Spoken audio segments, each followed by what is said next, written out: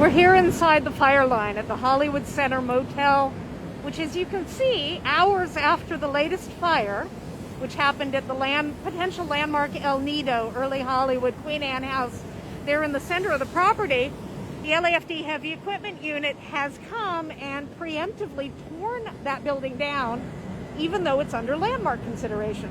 Captain Rich Deedy, who's standing there talking to Brian Curran from Hollywood Heritage, who's the nominator, and my own Richard Shave.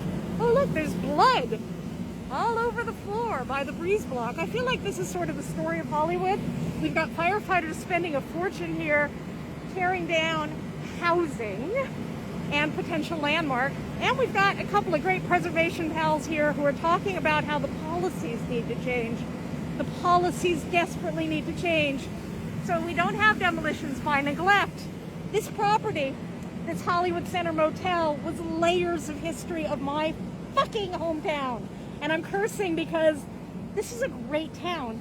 This is the place where all the losers and the misfits and the visionaries and the screw-ups and the queers and the weirdos from all over the world came for a century and changed the world, transformed culture. And they did it in cheap, sweet, crummy little bungalows like that one that you see over there with the front torn off. You see that? And it's going to keep happening.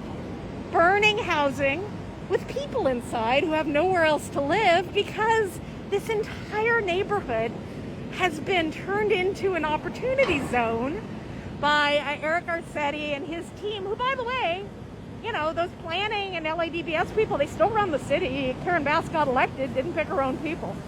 So what we need are policy changes, because even though legally a potential landmark under consideration, as Hollywood Center Motel has been for the last month, cannot be demolished, it can be demolished if Captain Rick Deedy comes to the scene and determines it is a danger to human life. And as he told us just now, they took 3 people off of the balcony of El Nido last night, early this morning, even though there is a posted vacate order and this property is legally not supposed to have anyone on it. A vacate order is only as strong as the property owners who choose to do something about it. And in this case, the people who bought this building, who are a little nebulous about who they are, at the hearing at City Hall a month ago, Athena, the representative of the property owners, claimed that the person, the jeweler who bought the building last year, for whom she sought the demo permits, had actually lost the buildings to their lender, and that she was representing the lender now. She was a little unclear about who that was. She also said that they, after the last fire, at the bungalow, which isn't there anymore, after it scorched the motel next door, that they were being sued for $500,000. Can't find any lawsuit on file either. So there's a lot of questions. What there aren't, though, are answers about how and why perfectly good... Oh, look, there's a vacated sign on one of the surviving bungalows. Oh, yeah. The questions that we have are, why does it keep happening? It's so dangerous. It's so scary. It's so wasteful. You know, dozens of people could have been living in here. And beyond that, it could have been a filming location. It could have been a urban inn. Urban, very urban. Blood on the ground. Here in the heart of Hollywood. But instead, we've got just everything around here is vacated. And why? In the background there, you see the Crossroads of the World project.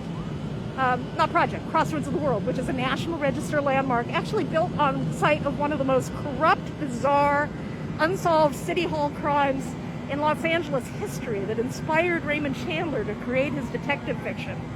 And that property is enmeshed in the pending... Oh, look, there's another fire. That property, Crossroads, is enmeshed in the pending public corruption pre-trial. It'll probably go to trial if the DA has anything to say about it, of sitting council member Curran Price, who sat on the Plum Committee with confessed racketeer Jose Huizar, who's now serving 13 years in Lompoc. So check this out. What a sight. What a sight.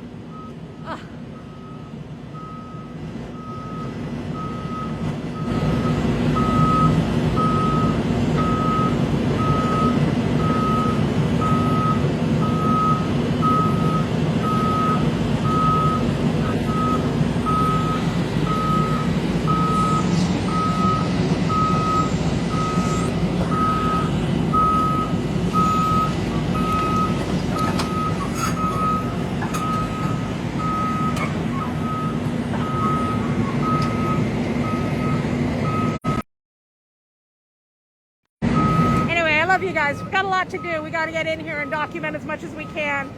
Be safe, stay sane. We're going to be releasing, oh, look, little bubbles are flying around from all the foam they used to fight the fire.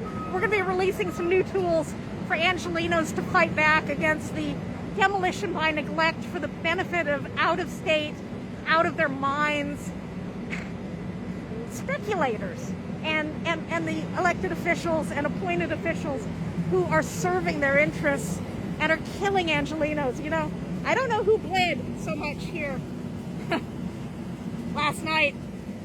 I don't know who bled so much. I hope whoever was taken out of that building is alive and not suffering too greatly. You can see that this property has been heavily tagged up. There's been a lot of problems here. We hope those problems end.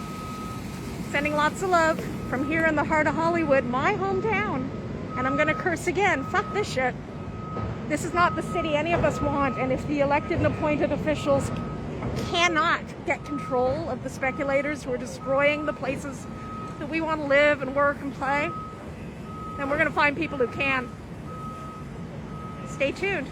Oh God, that poor tree. That's like a 100-year-old tree.